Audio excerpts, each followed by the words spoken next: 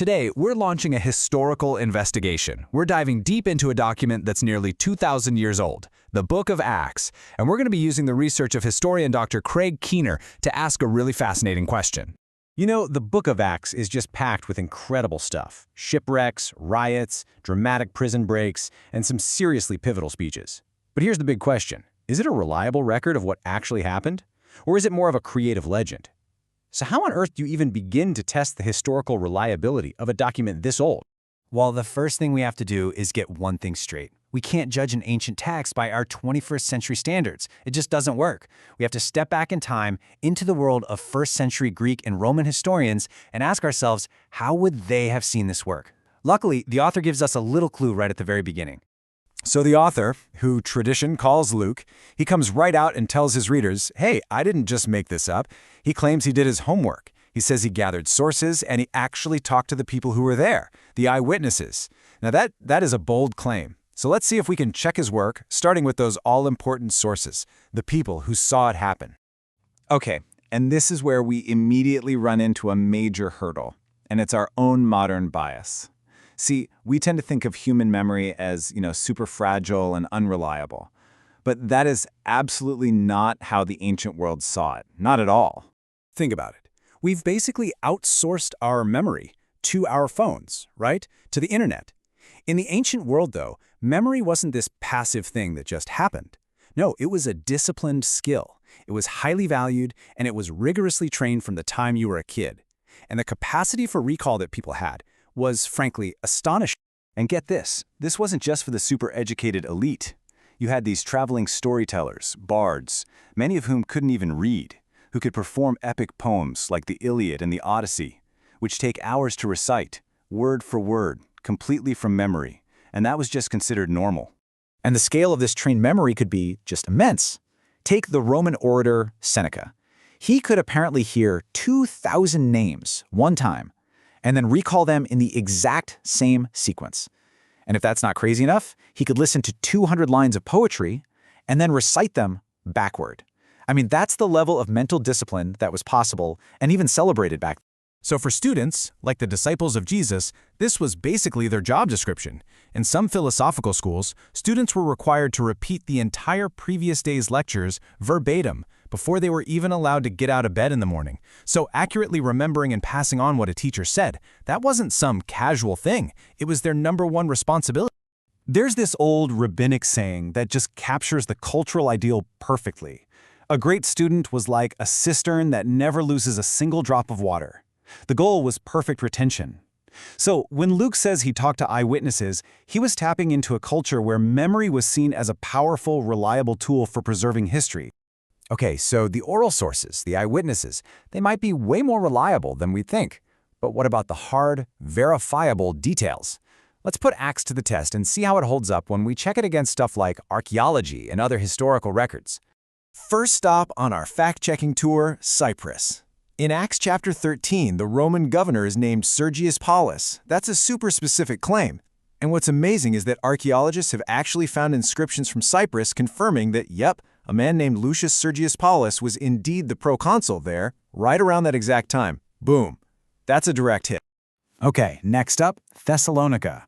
Acts calls the city leaders there politarchs. Now, this was a real head-scratcher for historians for a long time, because that title doesn't appear anywhere else in classical literature.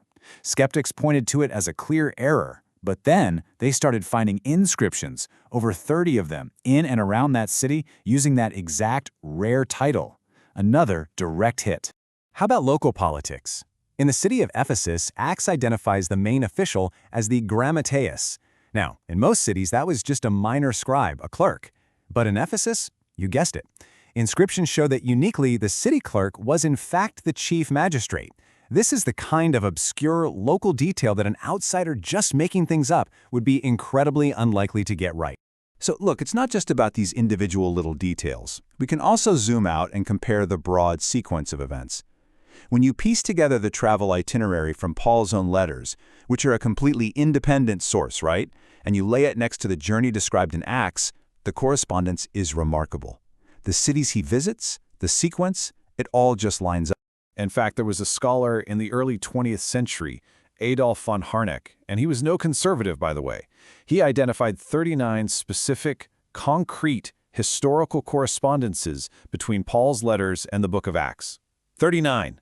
Let that sink in. This isn't just a coincidence. It really suggests the author of Acts was working with some very, very good information. But that brings us to the elephant in the room, the speeches.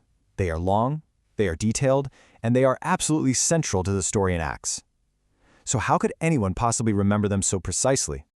And just to give you a sense of the scale here, speeches make up roughly a quarter of the entire book. So yeah, their historical basis is a critical question. If they're just invented, the reliability of the entire work is kind of thrown into question.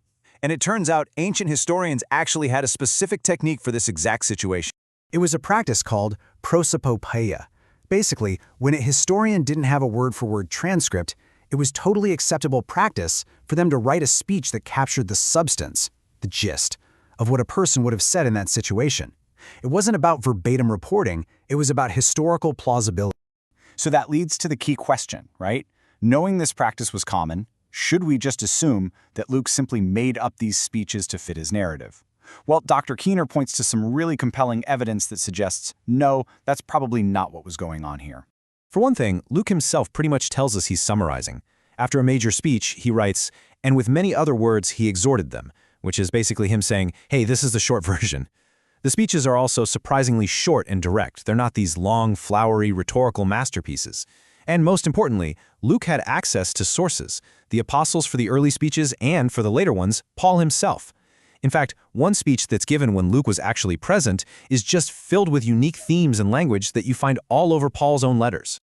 So when we put all of this evidence together, the cultural value placed on memory, all those verifiable details, the approach to the speeches, a pretty clear picture of the author's method starts to emerge. The author of Acts seems to have acted like a careful historian of his time. He gathered sources, both written and oral. He leaned on the trained memories of eyewitnesses. He included a ton of specific, verifiable details about geography, politics, and local customs. And he summarized key speeches, most likely based on reports from his sources. And look, let's be really clear. This conclusion isn't about whether you believe the theology or the miracles. This is purely an analysis of methodology. The research shows that the author operated with a consistent, demonstrable concern for historical accuracy. He built his entire narrative on a solid framework of real people, real places, and real events. And all of that leaves us with one final, pretty provocative thought. When an author shows this much care, this much precision with all the small details that we can check, what does that imply about their faithfulness to the bigger, more significant parts of the story that we can't? That's a question worth thinking about.